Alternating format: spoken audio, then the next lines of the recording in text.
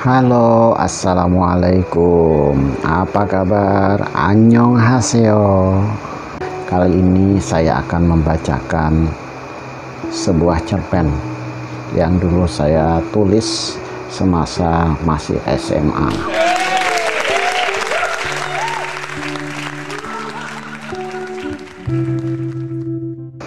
Dulu waktu saya SMA itu saya ngekos. Jadi ngekos, sekolahnya itu berada di kecamatan dan jarak kecamatan dengan rumah itu cukup jauh. Jadi kalau berangkat cukup melelahkan. Nah, terlebih-lebih jika hujan, maka bukan sepeda yang kita tunggangi, tapi sepedanya yang menunggangi kita, yaitu kita angkat karena bannya penuh dengan tanah liat yang melekat di ban. Nah, jadi jaraknya jauh, maka mengharuskan saya harus ngekos di sekitar sekolahan. Namun ketika ngekos pun jaraknya cukup jauh dari sekolah, mungkin 1 kilo atau 1,5 kilo ya.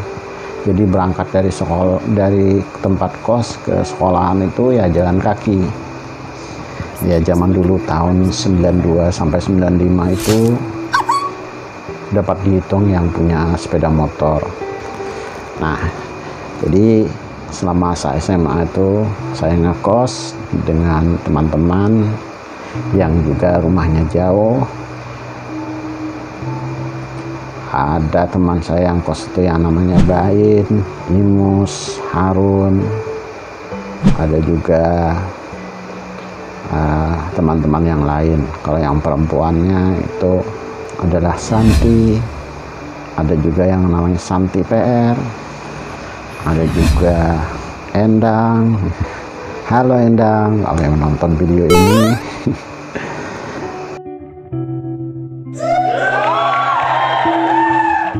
Kita sedikit bernostalgia ya teman-teman. Ini saya akan membacakan sebuah cerpen yang dulu saya tulis, kemudian dimuat di majalah dinding sekolah. Jadi memang ada beberapa cerpen, tapi salah satunya yang akan saya bacakan kali ini adalah cerpen yang berjudul Mimpi Basah.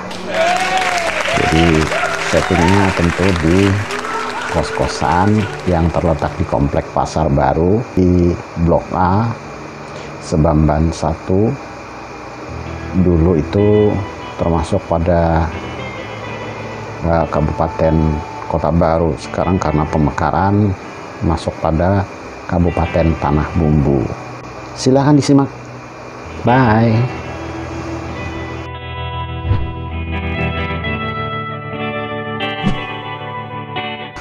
Kos kami heboh, bukan karena si Imus merengek-rengek minta kawin, tapi kompeni Belanda menyerang kembali. Ya, setelah lebih dari setengah abad kompeni itu hengkang dari negara Pancasila ini, kini mereka datang lagi. Bukan menjajah Indonesia, tetapi berniat menduduki dan menguasai kos-kos yang ada di Kompleks Pasar Baru. Entah apa alasan dan sebabnya, kami, para anak kos, tentu nggak mau tinggal diam. Sorry kalau mau nguasain kos gue, sampai titik air kencing yang penghabisan sekalipun, bakal gue pertahanin. Anehnya, penduduk sekitar yang non-kos kok kayaknya cuek banget sama kami. Yang punya kos juga. Kan kalau ancaman pada satu bagian kecil wilayah, berarti juga ancaman bagi seluruh Indonesia. Ini dalam pelajaran PMP loh. Apakah mereka disogok sama keju, roti, atau oleh-oleh dari luar negeri lainnya? Entahlah.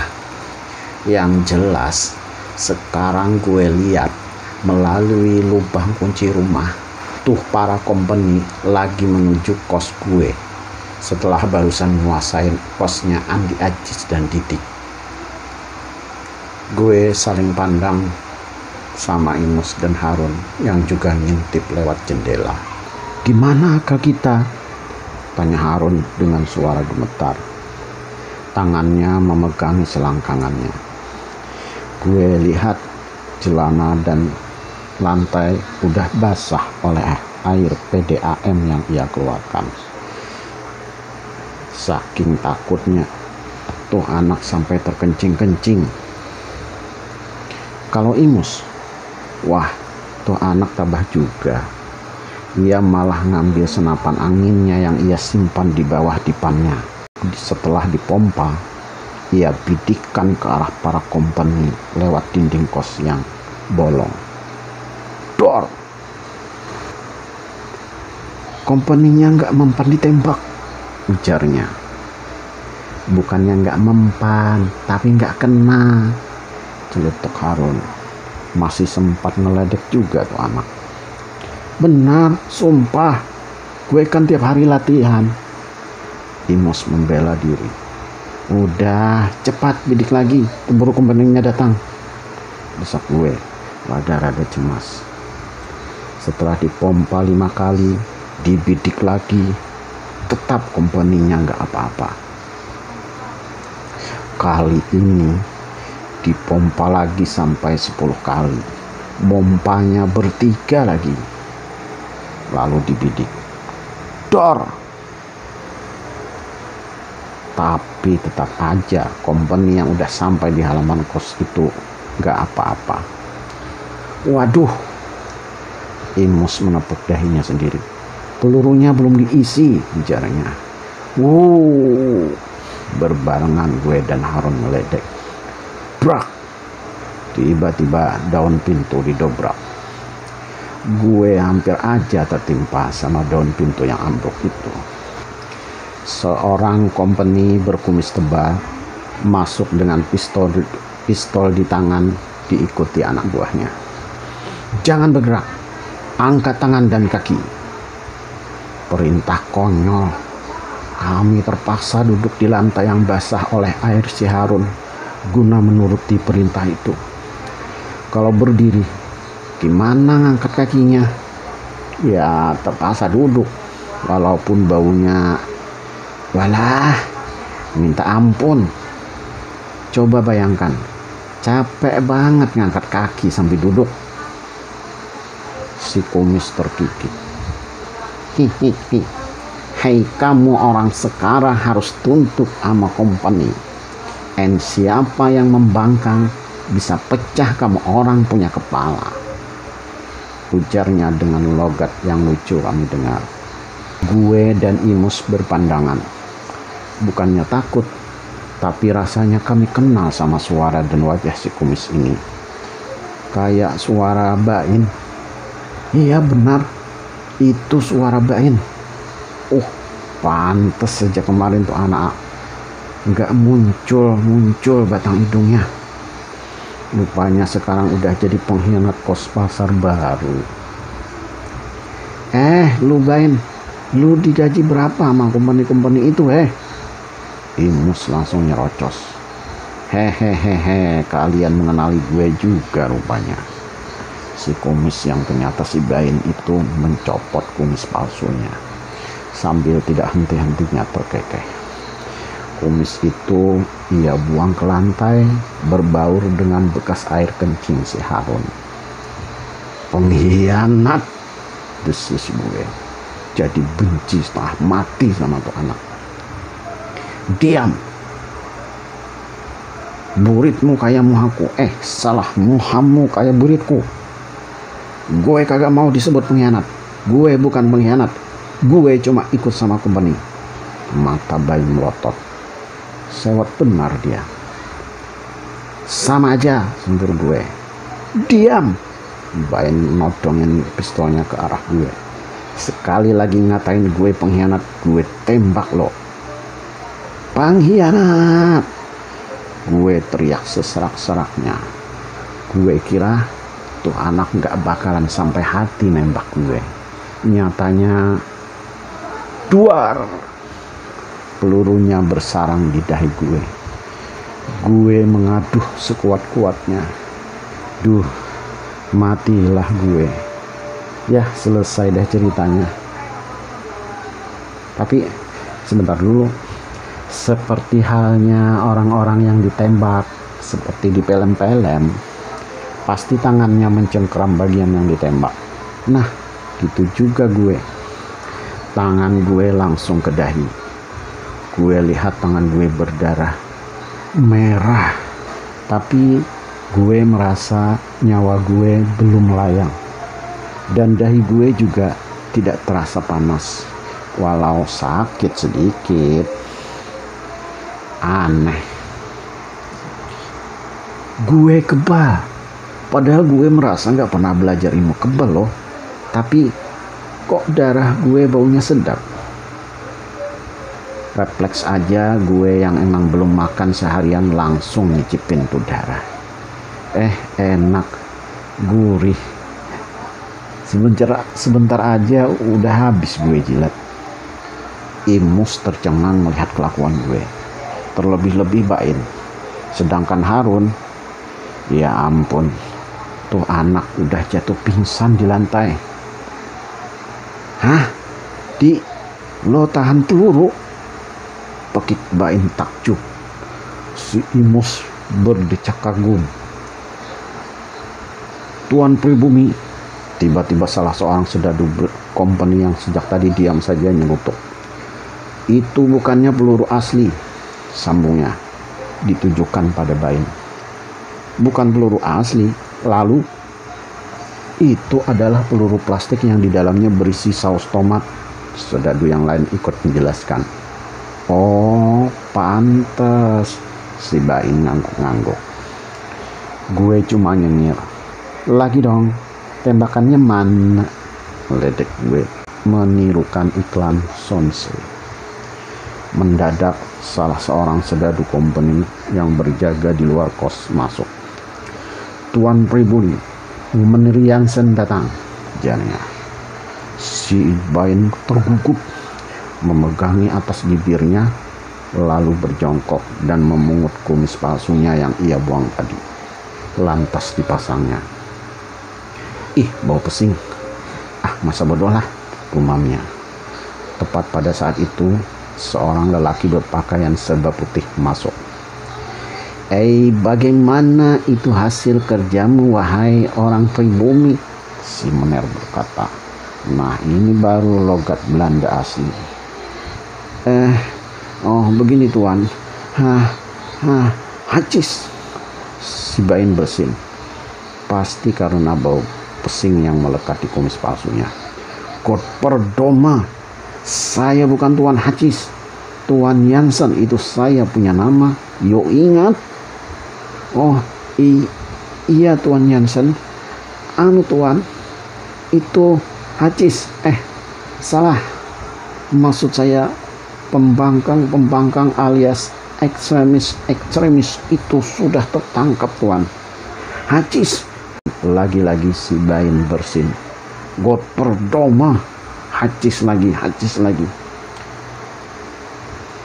Dasar bunga tambuk, kalau tahu orang lagi bersin, maki Bain sambil mengendus-endus. Apa kamu orang bilang? Oh, tidak Tuan, saya bilang Tuan hebat, gagah, dan baik hati. Ho. Menurut Jansen kesenangan. Terima kasih. Kamu orang bakal dapat hadiah nasi bungkus, ujarnya menepuk-nepuk pundak Bain. Gue, Imus, dan Harun yang udah siuman tak henti-hentinya cekikan melihat adegan itu. Pasukan, ikat itu ekstremis dan bawa ke tengah pasar itu punya cepat. Mener Jansen memberi perintah. Baik Tuan. Gue, Imus, dan Harun gak bisa berbuat apa-apa. Habis kayaknya pistol yang dipegang para kompeni itu, kecuali pistol Bain, adalah pistol beneran. Wah, payah, mental kopuk nih. Kami digiring kayak sapi ke tengah pasar, dan rupanya di sana udah banyak teman-teman kos yang lain seperti Guntur, Ami, Nadianto, Ajis, Didik, Agus HP, dan lainnya. Mereka udah terikat pada masing-masing tiang yang ada di tengah pasar. Kayaknya akan diadakan hukuman tembak sampai mati. Gue bergidik. Mendingan gue dijajah, disuruh ngerjain ini itu daripada ditembak mati. Terbalik ya, seharusnya lebih baik mati daripada harus dijajah. Halo, si Agus masih juga menyapa gue, padahal lehernya kayaknya kenceng banget diikat. Halo juga, sambut gue lemah. Gue, Imus, dan Harun diikat pada tiang yang tersisa. Menit berikutnya, masing-masing sedadu komponen mengambil stand dan siap menembak kami. Sementara para penduduk sekitar pasar maupun yang jauh berdatangan bagai air bah. Bahkan gue lihat malah ada yang datang satu truk, entah dari desa mana. Padahal cuma mau ngeliat kami ditembak mati. Satu persatu air mataku bergulir. Ingat mama, abah, keluarga, guru, teman, pacar. Menir Jansen berkata, lelaki yang punya itu jerawat jangan ditembak dulu. Tentu yang dimaksud olehnya adalah gue. Ia lantas memberi komando. 1, 2, 3, dan dar. Letusan senjata api menggema. Gue teriak. Serangan teman-teman lebih keras lagi. Masing-masing meregang nyawanya yang melayang kayak layangan putus. Gue lihat ada yang kena kepala, leher, dada, perut, selangkangan. Lagi-lagi gue bergidik, dan tanpa gue sadari, celana gue basah. Sekarang giliran kamu orang, ujar Menir Jansen. Rupanya ia sendiri yang akan menembak gue. Gue berontak, meronta, dan teriak, gue kagak mau mati bujang. Gue masih berontak sekuat tenaga, dan ketika gue membuka mata, ternyata gue masih berada di kamar kos gue. Tapi celana dan kasur gue basah. Gue ngompol. Sekonyong-konyong telinga gue dengar suara dari rumah sebelah. Lapor komandan, Belanda sedang menuju kemari. Hah? Gue tersentak, langsung berdiri dan teriak, serbu. Padahal suara tadi adalah suara dari adegan film perjuangan di TV. Sebamban, Rabu 26 Oktober 1994.